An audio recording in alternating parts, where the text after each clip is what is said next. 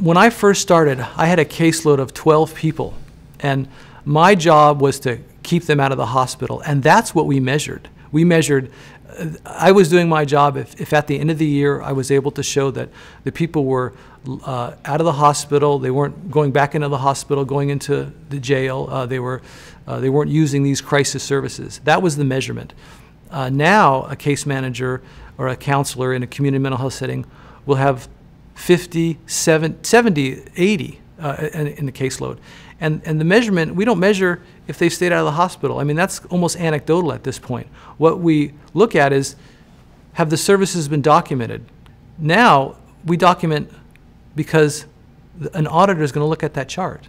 We document because if something happens, I want to make sure that they're not going to blame me as a therapist. You know, did I ask the right questions? Did the client say the right thing so I can justify why I did what I did? The more time we spend with folks individual therapy, the more time folks spend in group therapy or psychosocial experiences, that's going to be the predictor of their stability.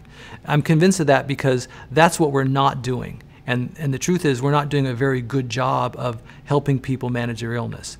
This is the one business where we're supposed to be spending time with people. You know, if we were making widgets, we don't have to spend a whole lot of talk time.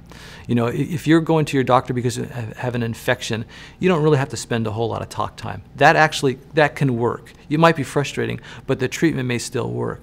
The problem, though, is that in the mental health business, we're talking about a business where the kingpin is talking and understanding and learning and listening. Again, we're social animals. We should be spending lots of time with people that are ill, not trying to bang them over the head about taking medication, but how are they wrestling with their symptoms? How do they feel? Why do they, why do they feel the way they do? It should be in groups and with other people that are wrestling with the same kinds of things. I think that's the answer. And that's what we're not giving them.